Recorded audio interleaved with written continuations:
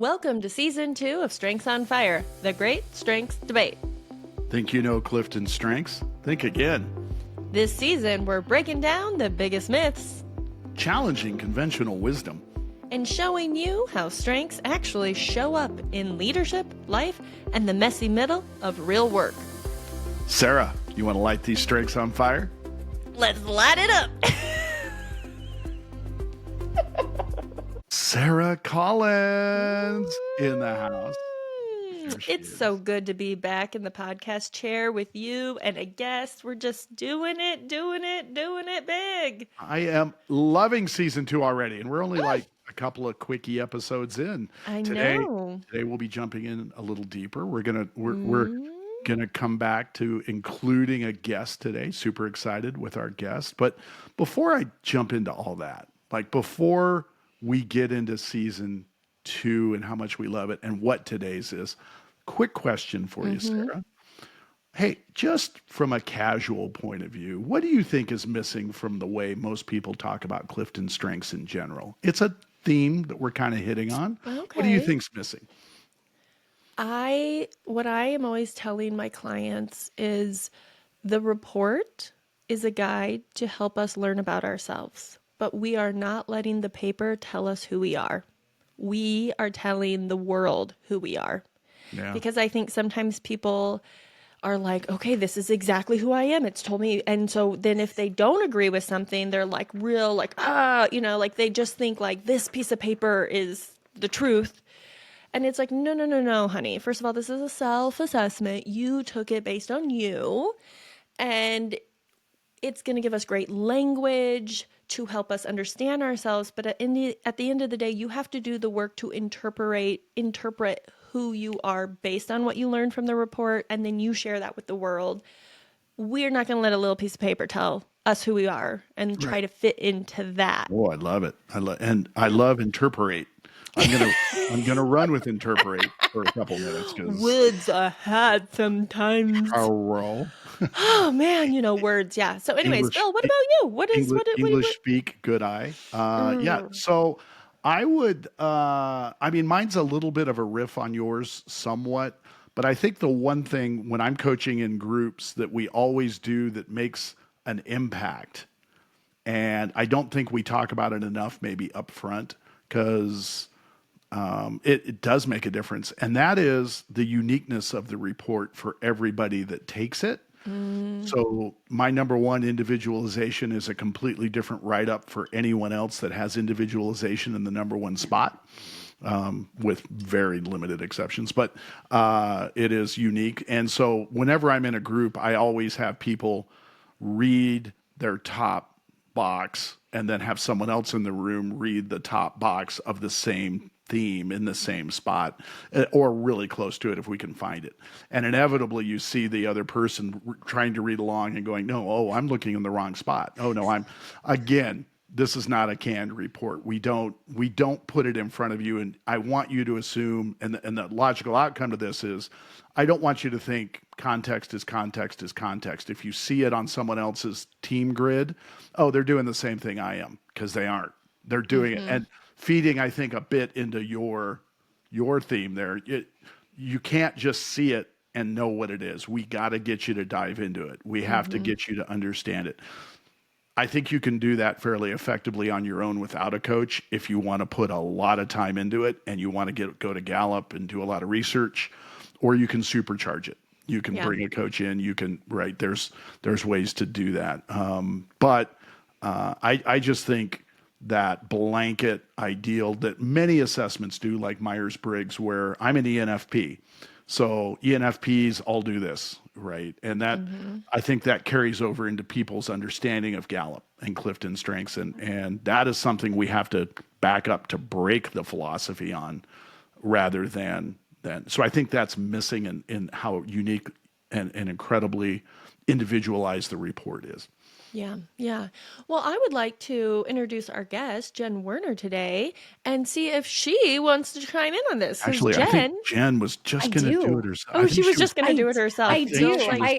Context I clues, saw her. Sarah. She was, Context she was clues. loaded for bear. I'm ready. I was because I was thinking exactly what you said, Bill, about reading that individualized report and that first paragraph, what I also love to do is have them read the like actual description from Gallup, the normal canned, everybody's achiever and it all looks like this, and then read your own and see how different that is. And then I love your idea of like having the two people who have it in the room read it and how different those are, because how cool is that to see like, oh, look how different I am from like the canned response, that like Myers-Briggs type, this is what everyone is, versus someone else in the room too. I love that.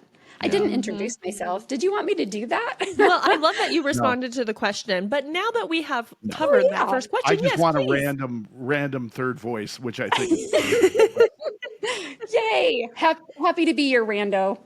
So yeah, let's get some introductions. So today on our show, we are overjoyed as always when our guests show up, and we are extra happy today that the lovely coach, somebody we've worked with in the past, we have actually been fortunate to be a guest on I should say, her podcast with her co-host Chad.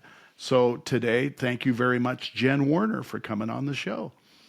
Thanks, guys. It's so good to be here. I'm excited to be on your show because you guys brought the energy on ours, and so I was super excited to come in and share. So, like Bill said, I'm also a strengths focused coach. I like to help people discover who they are and find their unique value in the world, because I'm sick of trying to fit in. I'm sick of others trying to fit in and be someone else. I say embrace who you are and be uniquely you. I Nice, love nice. that. Well, while you're at that, can you hit us with your top 10, maybe your top 5, Oh, top sure. 10? Hit us. We're just curious so that as people are listening, they're going to hear it come out in you.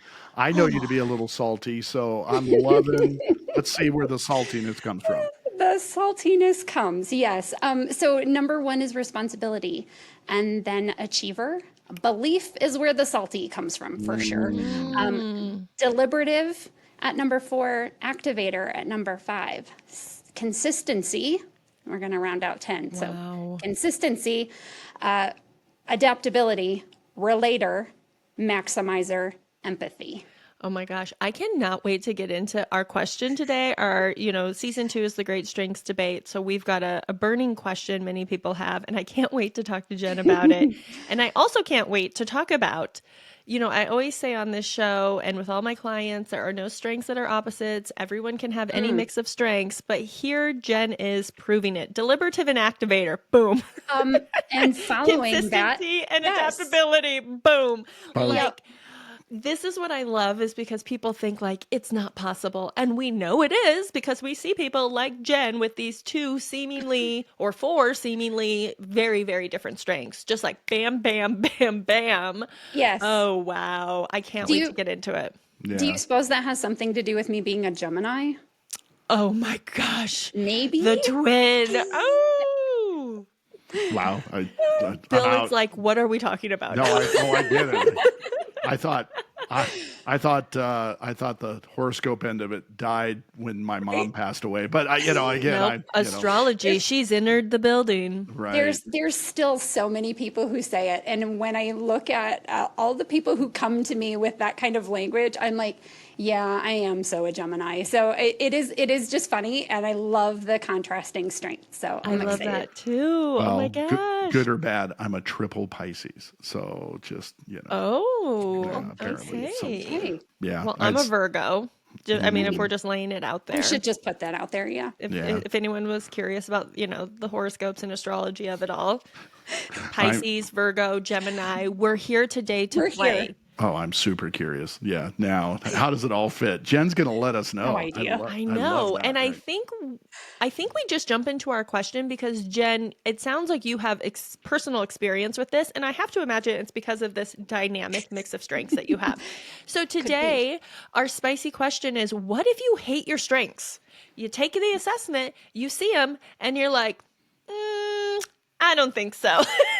Or Yep. something else of that version. So, our guest today, Jen, she says she has personal experience hating her strengths. Tell us your story, Jen. Go. Oh, I do. Go. All right. So when I took my strengths, it was with a brand new manager. She had come to the company. It was brand new. Didn't know any of us. Didn't know anyone else in the company. She was like, "Hey, I have this awesome thing. Like, here's this book, Strengths 2.0. Like, read this book. Take this assessment that's in the back." We did it, our whole team, and at the time, I was like the unofficial team leader because I was a salesperson leading a team that had designers and sales support and other project managers and other people on our team. And I was feeling rather alone. So when I took it, and I end up with like 4 of my top 5 are all in executing. And then when you look into and that's all I knew at the time was just those 4 out of 5 plus my activator. And then my team took theirs. I was like, oh, well, no wonder I'm feeling alone. Like, look at all my executing. Like, I'm the doer, right? And then when my team took theirs and we all shared, everyone else was high relationship building. And the words came out of her mouth, "Oh, yours are boring." And I'm like, Ooh. yeah, you know what? They actually are. And then I was like, yeah, I don't want to be boring, but I also was like, yeah, and y'all are lazy. Like, why aren't you doing anything? So this gets real fast, right? And I'm like, how the heck do I work with a bunch of people who are all about like what we're having for lunch or what we did over the weekend? Can we please get to work? So I went through some deep reflection. I wouldn't say I necessarily hated my strengths right off the bat, but then I got the insight report. So this was back in the day before the awesome full 34 report came out, or even the top 5 now that gives you like what to watch out for and how your things can partner, right? Like this was before then, because I'm talking old school. So I'm gonna pull my little notes up so I can give you like the specifics, because this is why I hated it. All right, starting with responsibility. Prefer to produce results on your own. Okay, how do you do that in a team? Achiever. You only trust yourself to reach the high standards you have set. Oh. Okay. Like fighting words. Right. Okay. And then belief. You place the needs of others over your own. Well, that's wonderful. How am I ever getting anywhere in the world? Okay, that's fine. We can keep moving forward. It's all right. I know I'm a little stubborn. Yep, that was in there too. More likely, deliberative, you are more likely to applaud those who have gone above and beyond the call of duty. Simply meeting expectations is not enough to deserve a compliment. And holy crap, did that one hit hard. I was like, I 100% agree with that statement. Still a little bit today. And then activator. People who interfere with your progress probably annoy you. And so here I am, an unofficial leader of a team who is all kumbaya and really relationship building. They all love one another and have so much fun at work. And I'm all here trying to get crap done. I don't know if I'm allowed to swear on this podcast. You can, yes. Oh, okay, good. And these 5 statements told me I am an asshole. And I'm like, I hate my strengths. Like, why am I like this? And that got me really digging into like who I am and what these mean, how to change that perception of like that these are bad things, because they're not. My team needed me. They needed my drive. They needed my like ability to like pull all of these different things that we have going on together and motivate them. What I didn't know was that I could do that through my belief and my why. And once I started sharing, like, yeah, furniture's not all that exciting and not super fun to like get all worked up about, but I got worked up about it every single day. And I'm like, why is no one else caring about this? And when I started sharing my why with everyone, I'm like, oh, look at me building relationships with my why. So I was really loving that. And I really felt great things with it. So then I started loving my strengths. And then Not just once did I hate my strengths. I hated them the second Ooh, I time. love this roller coaster ride. Take us on I'm it. on it. Yeah. And this digs deeper into those that mix of that activator consistency, adaptability. I'm sorry, deliberative, activator, and then consistency and adaptability. It kind of digs into those a little deeper. So I went through a portion of my life somewhat recently where we were being, my husband and I were being caretakers for a family member. And we were in charge of taking care of this person. Like, they cannot be there by themselves. Like, it's very important that we just love and care and make sure that they're taking pills and all of these things. Responsibility number one, I've got you. Like, you're going to take all your pills and we're all going to be good. This relationship was really, really difficult. So it started to put me in a weird place where I couldn't be responsible. And when I was responsible, I was questioned. I will say this was a very toxic relationship. And I don't know how I got myself into it as deeply as I got, but I'd say that was later. I went real deep. And then I started doing some more digging in my strengths. So there was one specific group I was part of where we talked about our talents and how they manifest, and if we were to give ourselves a symbol, what would our symbol be? And I was like, oh, this is a fun exercise. However, I was in the middle of this toxic, terrible, terrible point. And what I saw was I'm heavily executing, so I'm a doer. My adaptability and my belief, so with my belief being that one where it's I put others' needs above my own. Yeah, I didn't take care of myself at all in this time when I was caring for someone else. I gave fully to that person, put myself, my needs, my health, everything on the back burner during COVID, mind you. So that was a little rough. And then the adaptability was really about bending to the needs of others. And I was like, so what am I? I'm a tool. Now I'm a tool. I'm literally a tool to just be used and abused by someone else because I'll just do all your dirty work.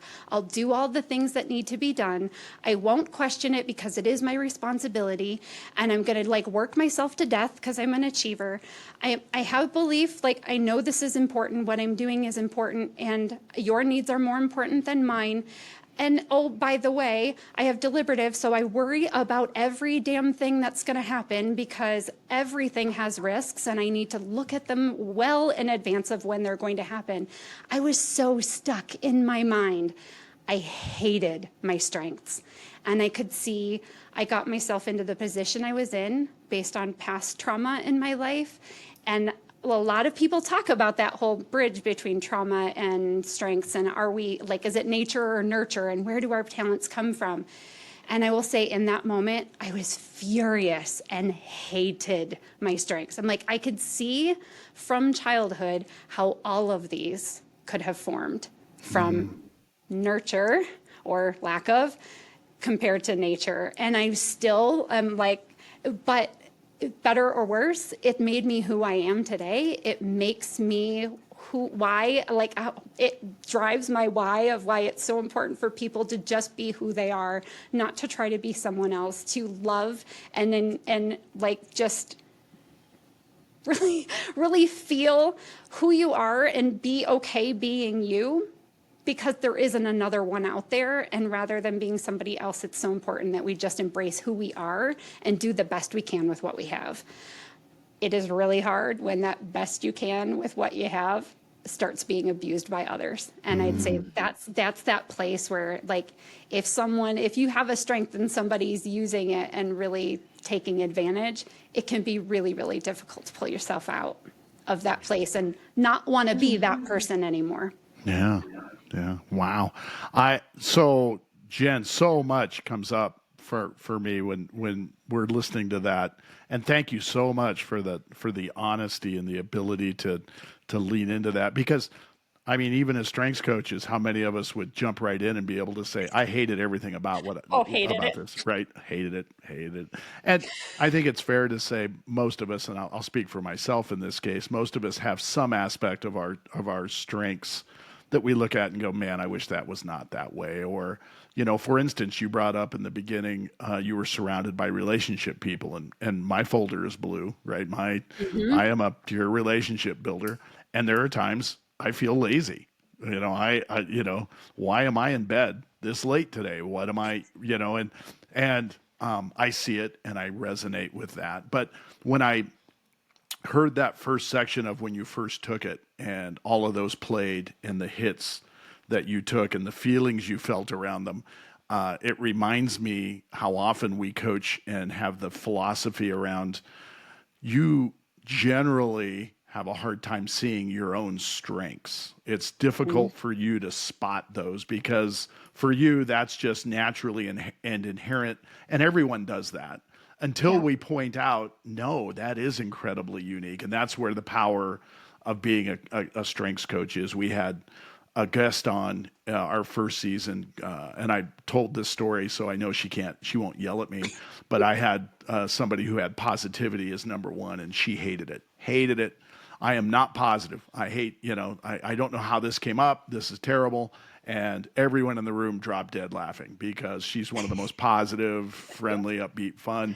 And it was just that she was so close to positivity and so inherent in her, she didn't see it happening. So, it's so eye-opening, as you mentioned, that right when you read the words, they meant something different to you because now they are in front of you rather than they're just inherent and natural. It's something you now have to absorb. And Sarah, I'm curious on your end, how often are you coaching towards that modality? How often are you looking at how that affects people and bringing that point up? Or do you? Is that something you cover? Yeah. First, I just want to point out something before I forget to say it that I think was so key in Jen's experience.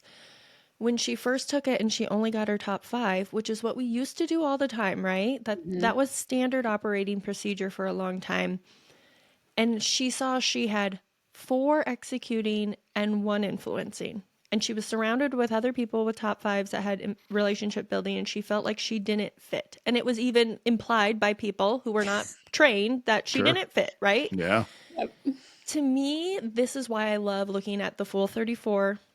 And I almost never want to work with someone if they're only willing to do their top 5 because I think it's so limiting, because I think part of the reason Jen hated her strengths in the beginning was because she didn't see what was all in her tool belt. Yeah. Because if she would have seen that she has adaptability, relator, and empathy in her top 10, which are relationship building And harmony themes. and developer 11 and 12. Right. Exactly. So, Exactly. So she actually is someone who has so much relationship building support, but we sort of zeroed in on this executing superpower, which she has, but it was almost villainized to her. Right. And then she's villainizing herself, looking at sort of that dumpster fire of how those could come out. Right. And so Right. I just think it's a really good example of how the top 5 can be more limiting, and why if you're only have your top 5 and you're feeling like, ugh, get the full report. You can go onto Gallup and buy an upgrade. You don't have to retest. You can just spend a little money and it will unlock the report that you already have. And I think that there's a lot more to work with there. And I know that folks out there, clients I work with, can get overwhelmed. Knowing 10 strengths is a lot. And I'm not saying it's not. But like we were saying in the beginning, people are so complex. And so that's why I like the assessment, is because it allows for complexities. Does that mean you're going to have to spend some time learning about yourself because you're different and even the strengths we share are going to show up different? Yes, it is going to take some time. But there is nothing worth it more in this world than for you to spend some time learning about who you are and what makes you wonderful. Nothing. There's literally nothing more important. Figure out who you are and what makes you wonderful, and figure out how that looks. That is worth your time and energy. And so I just implore people to do that. And, I've said it on the podcast before, I love all assessments. I'm not out here hating assessments. I'm an Enneagram 3 and I'm a Hufflepuff. Like, thank you, BuzzFeed, for every quiz that you could ever give me. I will take it. But the thing about all those assessments is they put you in a box. And I just don't believe there's 4 types of us or 9 types of us or whatever. Right. I do think that we are very complex individuals. We have very different life experiences. I think we are born a certain way, and then I think our life experiences shape us as well. And so this, I believe, accounts for that.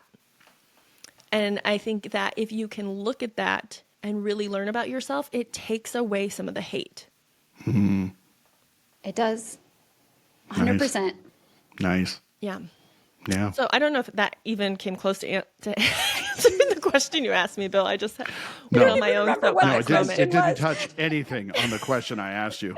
But again, this Sarah soapbox moment brought to you by Ariat, the leader in Western wear. I wish. I know. I got nothing. No, I was asking how often are we coaching, and Jen, from you as a coaching point of view too, how often are we coming upon a client that can't see it, although it's so obvious, Yeah. so obvious, and how do you coach around that? Yeah, I think if I'm like working with a group, I usually have like one in every group who has at least one strength where they're like, nah, girl, it ain't me. And it's funny because it's usually top 5 and they've usually just taken the assessment. And the assessment is so good at like really nailing people down. And so I just get so curious. I'm like, okay, I think I've learned from parenting that if I deny my child, like if my child comes in and is like, I hit my leg and it hurts, and I saw it happen, and you're like, you literally barely touched it. Like you hit it with a feather. What is gone? If I deny them and I'm like, you're fine, then they're just like, no, my leg hurts. But if I'm like, oh my God, your leg hurts? You hit it with that feather? Would you like an ice pack? They're like, yeah. They take the ice pack for 3 seconds and then they're like, now I am fine and I am fixed, right? It's just the validating. I use this same philosophy with clients. Like, okay, you don't believe that your empathy or your harmony or your whatever is you.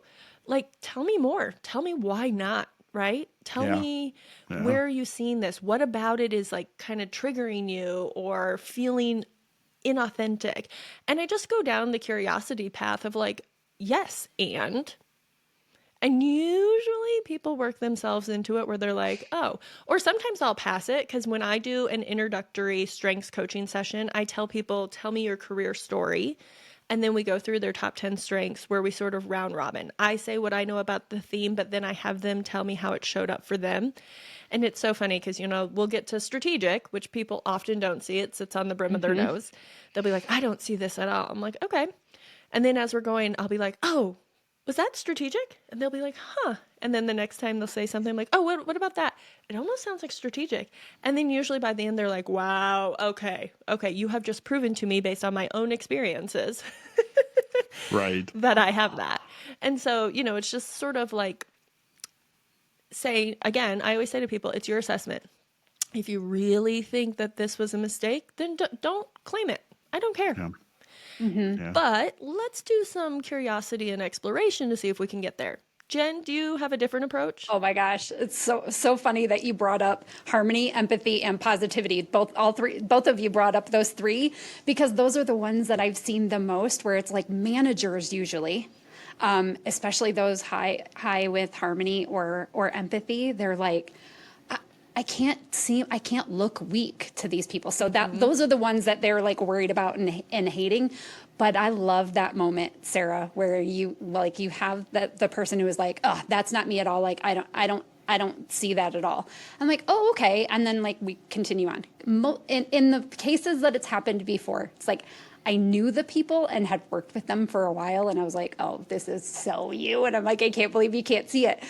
It's, like you said, like the strategic, it's right there on the bridge of their nose. They can't see it. So that's the exact same like thing. I'm like, just going to ask questions. I'm going to have like some moments. Well, tell me what this means to you. I'll be like, oh, well, others have told me that they see it like this. And then all of a sudden, like you see it in their eyes, that moment where they're like, oh my God, that's me. Yeah. I do that all the time. And I'm like, must be that's your, whatever talent that is. And I love that moment because it's like, then they see it and they can't unsee it, right? Like this is that moment where as soon as you see something, you can't unsee that happen. And if you hate your strengths, that's a really bad bad place to be because, like me, I'm like, oh, and I see it all the time how I'm not going to tell anybody they did a good job unless they exceeded my expectations. Oh, by the way, because of Achiever are super high. Gosh, shit. Like, it's a hard line, that like seeing and not believing. But I love it with harmony, especially. We like to go back to my like managers who have harmony. They're like, I want to know what other people think. I want to hear their opinion, and that weighs on the decision I make. But when I do that and I ask people, like, I think they think I don't have an opinion of my own, or like I need everyone else's input in that, especially if they have harmony and includer in their top five. They've been really, really pushing back on that, like that they don't need everyone, that this is not them.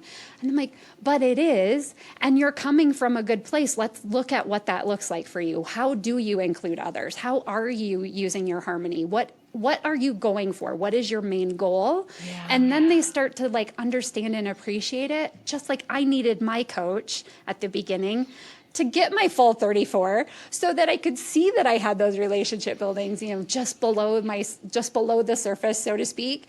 And it changed how I thought about my talents altogether. And I think that's the power of having a coach, is we do understand this because we have spent the time. We've also learned lots from other people, like just being with others and talking about their talents. We start to see them come alive. And then we're like, oh, okay, let me help you. Like, let me help you see this in a light that you can't currently see it. Because I think when we hate our talents, it does hurt, because we keep only seeing that part of it instead of what it really could be. Yeah. Bill, Yeah. have you had clients that, besides what's her face, that hated Gretchen. positivity? Gretchen. Yeah. I was like, I know her. Do you have any other stories of clients who hated their talents and how you helped them come around? Oh yeah. I mean, I'm so glad, Jen, you hit on this early on, because I wrote from my notes today in show notes. I wrote, did you hate it when you took it, or did you learn to hate them? Right? Because Ooh. I see coaches in both, or I should say clients on both sides, right? I took it, I hated it, and I'll come around to it. Or there were one or two parts of it that I didn't like because I don't think it accurately reflected some stuff. And then we dive into it, and then inevitably, like, yeah, that actually does really kind of dive into that. It's extremely rare. And I mean, one hand, maybe even two fingers. I can't get someone to really go, oh, I was just thinking of the theme and the label. And now that I've really gone into it, I now get, I see why that isn't what I thought it was. I had a misunderstanding of that. The Yep. more fun for me are the people that learn to hate it, the people that have taken it, and like you, Jen, and you've done both, right? You took it, hated it, got picked on about it, then loved it. Then you kind of learned secondarily, now I'm going to hate it for a whole different reason. Yep. Yeah, I've had clients where they've gotten to that point where now that they know it, and now that we've started diving in, and we often communicate the difference between a strength or a weakness from a Gallup point of view. A Yeah. weakness being anything that stands in the way of your success, period, stop. Don't care what that success looks like. Whatever it is to you, we're going to aim it at that. But learning to dislike my theme or what it says about me, and then stepping forward to push and start to understand, actually I can use this in a different way, or I need to pivot to another theme or partner, have that dynamic partnership. I really think for us as three coaches on this, that opens up a playground for us. That opens up, I look for those moments more. I know we're talking about it today as a pain point, but from a coaching point of view, I actually look at those as opportunity, because now we're talking and having an open discussion about, okay, well, you don't believe in that. This is where this happens. And I'm thinking of one client in particular now that I'm working with one-on-one solo. And there are certain themes she has where she just, she says, well, good, I can do this and this and this week. And when that didn't work, nope, gosh darn it, I completely failed and let this theme down. And in reality, you didn't let the theme down, right? The theme didn't let you down. You didn't let the theme down. We just used it instead of being really mature about it and stepping into it, we did something that we can now coach on. That's a fruitful moment for us. It's not a failure. Yeah. Let's build to that. So yeah, I would say we definitely, we see them. We try to deal with them. Jen, and I point this out, your belief, when I saw it on your assessment, I thought, well, we're talking about that today. Because often it's the belief people that when I see it coming up, I'm a little, uh-oh, somebody with belief, I'm going to love it. I'm putting my flag in the sand. And I would say that is one that quite often when I'm dealing with people and you ask the question, Sarah, they hate it or they learn to hate it or they got there. Quite often it is belief, or if that's in that assessment, if that is in their assessment, it's one that they don't gravitate to naturally. Sometimes they push that away. And Jen, I'm curious how that plays out in your world. Is belief one of those where you were like, man, that one tripped me up? It was funny, Bill, because I didn't see it. It was the like on the bridge of the nose for me. And it took having a coach to actually see that in my life, and she would point it out every time she saw it. And that was how I started to learn to see it, because I just didn't see it. I didn't think, I mean, yes, I know I'm stubborn, so that side of it, I was like, okay, but that's not something to be proud of. Like, yes, I'm a stubborn ass, like move me, try to move me, like this isn't something to be proud of. Like, I'm going to wear that like a badge. Hey, but I didn't see how strongly I believed about certain things until others could start to point it out. And then when others saw it in me and started pointing it out in good ways, like how it encouraged them and actually moved them, which I thought was the weirdest thing. Like, why is this in the executing domain? Like, it didn't make sense to me that this was an executing strength. Like, how is belief an executing strength? So I really did struggle to see it. And when I did, then it was really helpful to have other people reinforce that in positive ways, not just when I was being a stubborn ass, but about why I was so excited about something, or like, do you hear yourself right now? Like, I can hear you. Like Sarah talks about, and you guys talk about Sarah's soapbox moments. I carry mine with me regularly so that I can jump up on it and tell everyone what I think about that and why this is important. Oh, and by the way, activator, yeah, get out of my way so that we can keep this moving forward, right? So I think that's where the belief has been really great for me. But I do think it's a harder one to see. And if it's missing from your top 5 and you're someone, say, like in the church who expected to see it there, ooh, they get all worked up, especially if it's really low in their list. Like, then they start to worry, like, does this mean something about me that I don't have belief in my top 5? I'm like, you just, it's a different thing for you. It comes from a different place. What you're doing is different. Like, it doesn't mean that I would be a great preacher. Pretty sure I shouldn't be. Yeah. Well, I would point out too, just to echo that, Jen, it's 18 for Sarah and it's 27 for me. Oh, wow. So if I'm believing in it, right, or if I have belief in belief, I'm failing, right? I don't, but I do. I get opinionated, but I can be pretty easy to move. And Sarah, I cut you off on that just to point out where we're at in that one. What were you hitting on? I was just going to say the stubborn asshole just needed a rebrand, Jen. Right? Yes. Like, it was good. It was like good. It just like needed rebranded. And I honestly think like when you hate your strengths, you kind of have to do a rebrand. Like, you're looking at the dumpster fire side of it. And I love what you said earlier, Bill. I think it is an awesome opportunity for growth.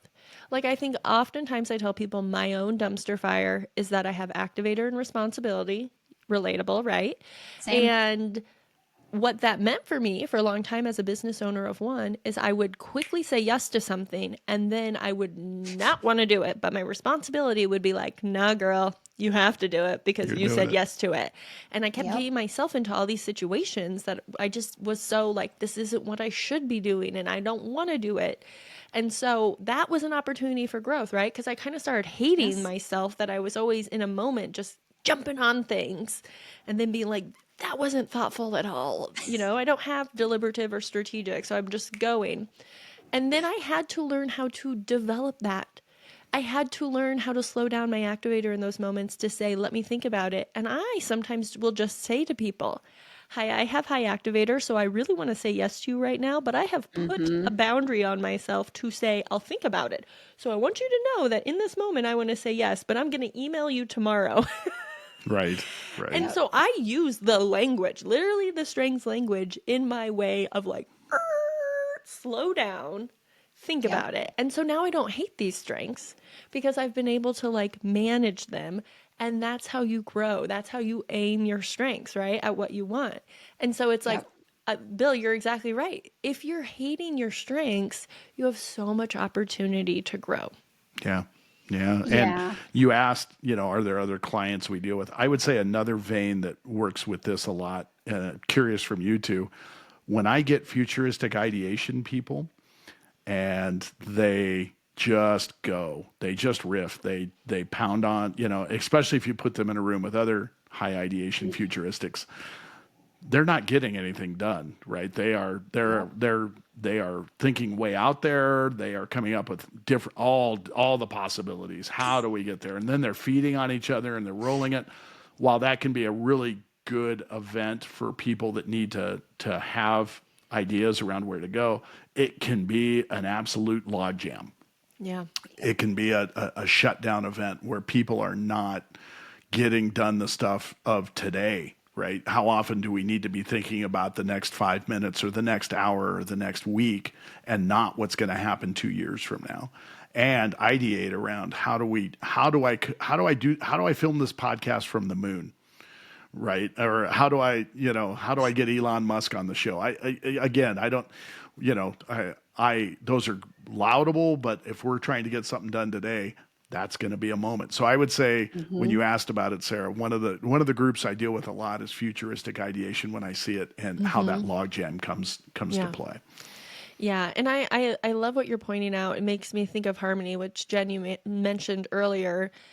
The raw side of harmony gets hated so much. People who have not matured their harmony to go into the storm like the bison, right? My metaphor of like be the bison. Bison intuitively go into a storm to get through it faster, where cattle will try to outrun the storm. So if you think of the storm as the conflict, a raw harmony will try to be the cattle and outrun the storm to avoid the conflict. And then it's sitting on their shoulders. We can feel that heaviness. I'm one of these people. And so I'm always telling people be the bison. When conflict is necessary, because it will be sometimes necessary, you need to go straight into it. So you need to learn how to go straight into it. And it might be uncomfortable still. I have clients, I personally feel this way where I'm like, I have to do this conflict and I feel sick to my stomach. I do not like it, but I know going into it and facing that danger zone a little bit is going to get me actually out of it in a better, mature way. It's going to help my life. And so it's like stretching the harmony to that mature space makes me hate it less. Now, I still hate it a little bit, as many clients do, because they're like, I got to have a bison moment. I got to do it. I don't want to. But it's just, unfortunately, as like human beings, we will enter conflict. And that is just hard for the harmony people because they just want to like, let's all go the same way in the same place and the same speed and like get along and be happy. Yeah, my harmony flares up frequently, and I think I'm fortunate in that having the idea of strengths while I'm coaching and having fellow coaches around me. Sometimes some of my team when we're coaching a large group, how often I let the harmony go away. Like I'm going to let harmony sit in the back seat for a couple of moments because I'll have a naysayer in the group. And instead of me avoiding the naysayer, sorry now for everybody that's ever going to be in a group with me, they know now I'm going to keep my hand down. Instead of avoiding the naysayer, I always lean in. I Oh, always go at them. do you think this is your woo taking over though? Ooh. I feel like that's what that happens to me. I'm the same way in a group. If there's a naysayer and I'm a facilitator, like Yeah, my woo to win them over, it will interesting. bat down that harmony. What Interesting. you have that? I wonder I if that's do. what's Yeah, woo's happening. very high for me. It's up there. I When I do it, it doesn't feel like I'm trying to win you over. For me, and it might be that I'm trying to win the room over because what I don't want is to get into a debate with one person and then have everyone go, well, actually, Who's that's a good everyone? point. Maybe we shouldn't be here, right? I want Yep. to lean into the naysayer because I want to say, well, let's dive into that deeper and let's get to a point where we have some commonality. It could be the woo for the room, definitely not for Yeah. the person, but like you said, I get that gooey moment. Well, we're gonna we're gonna dive into this together, and we're gonna come in because I honestly feel the majority of times I've done that almost exclusively. If you shine a light on it and you point it out, you can work through it in a way that everybody in the room then goes, oh, wow, that actually is powerful. I have some of those own doubts and questions myself. Working with someone, we might get through that. Yeah. Yeah. Okay. Well, we've talked a little bit about this, but I need to know, Jen, when have your strengths gotten you into your dumpster fire? Activator every single day still. Okay, so like you, I do have those moments where like I have to be like, I want to say yes to this, but I need to think about it. Like, is this the thing that I should be doing? I will say that it's been almost 10 years now since I took my Clifton Strengths, and I will say, Strength Finder, yeah, Strength Finder, Clifton Strengths, yeah. I will say that still gets me in trouble because I want to. And like if like my belief jumps in, my achiever jumps in, my responsibility jumps in, and then if you're close to me, oh God, if you're close to me, like you can 100% believe I'm going to say yes even if it's something that's not important to Yeah. me. So that's a struggle. But I will say just recently, I'm like within the last couple years, my activator has learned like it's okay to lean a little more on my deliberative. But if I lean on my deliberative too long, I'll never do it. So that's one of those like where we talked about those opposites of those strengths. I think this is where my activator, my deliberative can slow my activator down. But it is an intentional effort to have my deliberative slow my activator down because it's more of like I don't see the risk in the moment. Like it doesn't matter what the risk is in the moment. I want this. This is important. I should do it. I'm going to do it. And so now I've signed up. And then my deliberative kicks in and I'm like, where were you 5 minutes ago to stop me from, like saying yes to this already? Now I'm in So trouble. Where were you? right? Yes, Yeah. right. Like, why weren't you here 5 minutes ago? And it's usually because I didn't give myself the pause. I didn't give myself that moment to be like, hold on, is this what I should do? I will say that still to this day, I do make those snap judgments. And then later, like, oh God, what did I do? This morning was one of those where I was asked to be on the podcast, and I was like, yes, absolutely, because I love these two people. And then was also like, oh, poop. Do I even have like all the necessary things I need to have? Like, am I ready for this? Do I even know what I've signed up for? It doesn't matter because I love Bill and Sarah, so I'll be there. But like I do think that that's like the like fancy dance that happens with those two. And if I don't say yes right away, my deliberative will typically find a reason to not say yes. So that's kind of how those two usually work. Whereas if I didn't say yes right away, the answer probably is no, because that's kicked up first. It must not be super close to me. It must not be, Yeah. real deep in my belief, my responsibility, something about it, or you are not close enough to me that you didn't get the yes right away.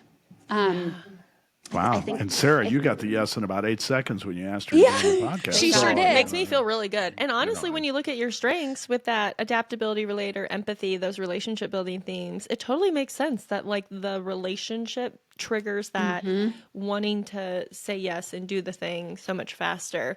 I It love the way does. that you describe that. Now I want to know what's a firework moment, which is a new segment on our podcast we've Fireworks. added that is when your strengths have helped you be extremely successful. When has like you've seen the fireworks of these talents? Every day. It's so hard to like pinpoint one specific, but I will say that really the achiever, responsibility, activator, like that trio gets fed almost daily. And it comes from this like place of now that I'm on my own and I am doing my own thing, it means I can work as hard as I want, as long as I want, on whatever I want.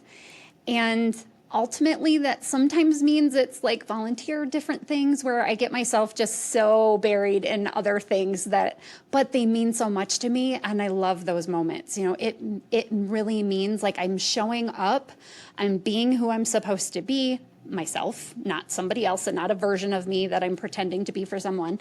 I get to be who I am and put all of these like wonderful talents I have to work. And when they get to do stuff, oh my God, I love doing things. So like just get the stuff, the like barriers, the things out of my way and let me do makes my achiever and my activator and my responsibility so, so happy. Wow.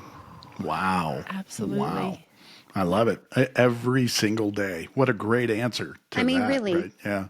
I get Yeah. your activator on the dumpster fire moment. For me, there are times my activator I guess officially doesn't care if I got the job done. Right. I wanted to start it. I wanted to get moving on it, but there are times I'm like, if it got done, I got done great. And I hear that in that. And I echo so much with you too. Every day there's something in my strengths that gets fueled by something that I'm out there doing. So that firework moment comes to reality there. So wow, that's Yeah. fantastic. I love it. Now we added a new segment for season 2 where we talk to LinkedIn and we get their reactions and polls for our question.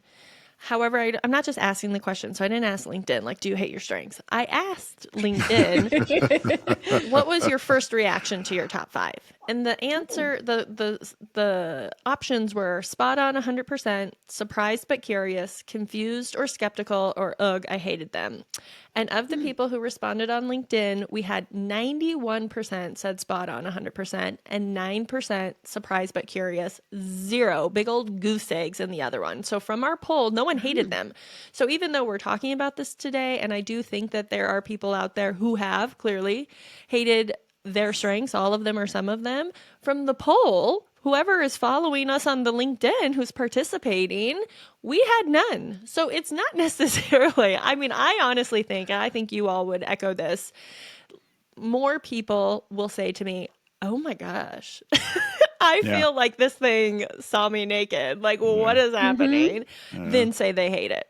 Yeah. I think inevitably the word I get the most is spooky. Yes. Yeah. I get that word all the Yes. time, how spooky it was to read this report and Yeah. know what it hit on me. But we're in the great strengths debate podcast, right? So we have to bring up the other end. And I can't think of a better guest today to bring up the other end of did I hate it than Jen. So Jen, I Nice. mean, unbelievably good today to bring up the multiple times you've hated it and the exact reasons why and how relevant that is for other people, how heartfelt you came with that, but also how other people will listen to it and be like, okay, it's okay that I don't resonate with this every minute of every day. Yeah. Yes. Yeah. Jen, before we leave today, tell the audience where they can find you. Shout out your Oh, sure. business, your website, your LinkedIn. How do you want people to find you and connect with you? Yeah, any way you would like. You can find me jenwernercoaching.com. It's Werner like the trucks. If you're in Nebraska, you know what Werner is, or the ladders, not Warner like the brothers, Jen Werner with E's. Yeah, LinkedIn, all the places, Instagram, whatever. Most of the things are at Jen Werner Coach. But yeah, any place you want to find me. And Excellent. just because it's fun, tell them like where you live. Oh, I live in the most beautiful place ever. So, St. George, Utah area. So we are like the Sedona, if you've ever been to Sedona, like the Sedona of Utah. Lots of red rock, beautifulness, and sunshine all the time. I've done some coaching in St. George, flown in for a couple of companies and done stuff. I have to agree with you. Every time I go to St. George, it absolutely just is mesmerizing and how beautiful it Yep. is. Yeah.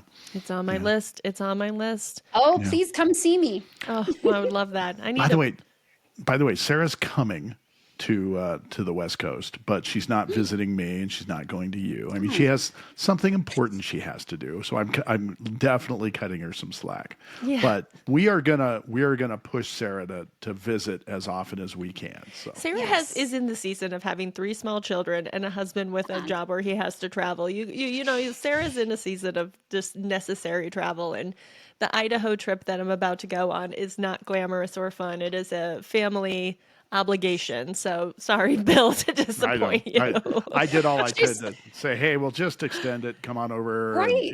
yeah. I So, mean, she's so close to us, Bill. I know. Idaho, it's so close. Oh, well, Sarah will but cut you some but slack. I know I wish I could.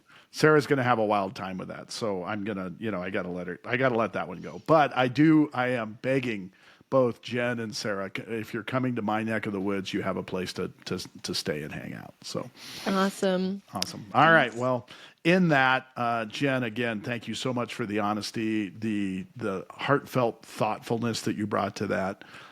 Thank you for giving us some new words today, Sarah. Right in the very beginning, I thought that was really creative and fun. Always. And as always, we love kicking off season 2 with some guests right now. So thank you so much for being a part of that, Jen. And we will connect soon together, and I'll come up. So loved having you. Thank you very much for being here. Thanks for having me, guys. All right. Yeah. And with that and our arsonists, we will talk soon. Bye. Thank you for joining us on Strengths on Fire. If today's conversation sparked something in you, be sure to subscribe, share, and leave a review. We're here bringing you fresh insights to fuel your growth and ignite your potential. Remember, your strengths are powerful, so let's keep the fire burning. And if you're looking to transform your organization through strengths-based strategies and coaching, reach out to Sarah Collins, founder of Collins Collective, or Bill Dippel, founder of Bill Dippel Strengths Coaching. Connect with Sarah at wearecollinsco.com. Follow her on Instagram at SarahCoachCollins, or email her at sarah@wearecollinsco.com, SARAH. You can reach Bill at BillDippel.com, Bill, DIPPEL.com, or on Instagram at Bill Dippel Coach, or email him at bill@BillDippel.com. Please note the opinions, views, and interpretations of Clifton Strengths expressed in this podcast are solely those of the hosts and the guests. They have not been approved, sanctioned, or endorsed by Gallup in any way. Until next time, keep your strengths on fire and let's light up what's possible together. Bye, Bill. Bye, Sarah.